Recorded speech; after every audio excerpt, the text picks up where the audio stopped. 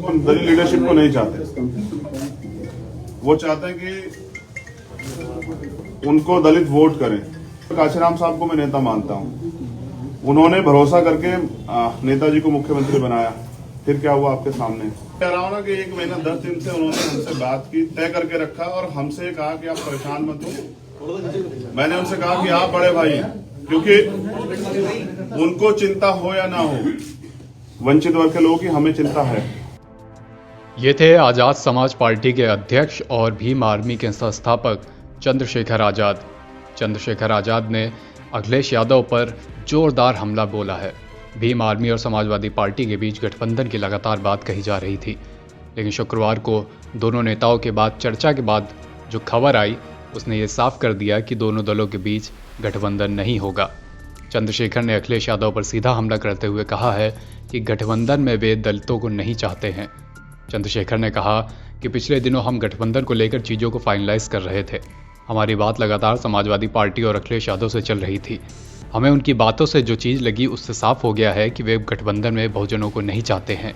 कई मुद्दों को साफ करना ज़रूरी था, क्योंकि सत्ता में आने के बाद राजनीतिक दलों का चरित्र बदलता है। चंद्रशेखर ने कहा कि अभी अखिलेश जी वोट लेकर सत्ता में आ जाते हैं तो आगे की स्थिति पर अभी चर्चा होनी ज़रूरी थी। बुद्धिजीवियों ने हमें चेताया था कि सत्ता में आने के बाद कहीं दलितों के घर न जलाए जाएं, उनका शोषण न शुरू हो जाए, महिलाओं को पीटा न जाने लगे, हाथरस जैसी घटना न हो। इन मुद्दों पर हम बात कर रहे थे। अखिलेश जी ने 40 दिनों तक बात करने के बाद हमें अपमानित किया, बहुजन समाज के लोगों का अपमान किया। सुनिए चंद्रशेखर आजाद ने समाजवादी पार्टी से गठबंधन और अखिलेश यादव को लेकर क्या कहा। दलित लीडरशिप को नहीं चाहते। वो चाहते हैं कि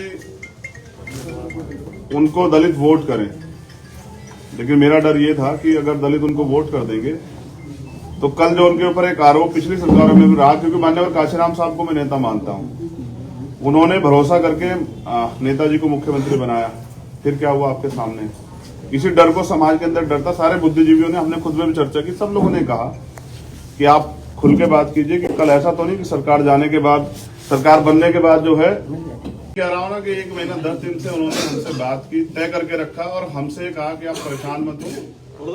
मैंने उनसे कहा कि आप बड़े भाई हैं, क्योंकि उनको चिंता हो या ना हो, वंचित वर्ग के लोगों की हमें चिंता है। मैं प्रमाणित भी करता हूं कि पिछले 5 साल में समाजवादी पार्टी के राष्ट्रीय अध्यक्ष किसी एक दलित की हत्या पे, रेप पे, कितने बड़े बड़े मामले में नहीं गए उनके घर। फिर भी हमने सारी चीजों को दरकिनार करके स्वाभिमान सम्मान की लड़ाई लड़ने वाले चंद्रशेखर उनके घर गए, 3-3 बार उनसे मुलाकात की, उनसे अपील की कि इसको बना लेते हैं। लेकिन वो शायद किसी मन से तय करके बैठे कि हमें दलितों की लीडरशिप नहीं खड़ी होने देनी। वरना मैं समझता हूं कि कल जब मैंने उनसे कह दिया था कि आप बड़े भाई आप तय कर लें, तो उनको मुझे बुलाना चाहिए। वो तो इसमें रोज दलित वंचित की बात। चंद्रशेखर ने कहा कि एक आदमी को उतना ही बोलना चाहिए जितना उसमें हिम्मत हो। मैं भी उतना ही बोलता हूं जिस पर टिका रह सकूं, मैं फालतू नहीं बोलता। उन्होंने कहा कि 6 माह से गठबंधन की कोशिश चल रही थी। 20% बहुजन समाज को उचित रास्ता दिलाने के लिए हमने अखिलेश जी पर भरोसा करा। 6 माह से हमारी बातें हुई, मुलाकातें हुई। चंद्रशेखर ने कहा कि प्रमोशन, रिजर्वेशन, सामाजिक न्याय, बैकलॉग के मामलों पर हमारी बात हुई। मुस्लिम समाज को भी उन्होंने 18 से 19% आरक्षण देने की बात कही थी।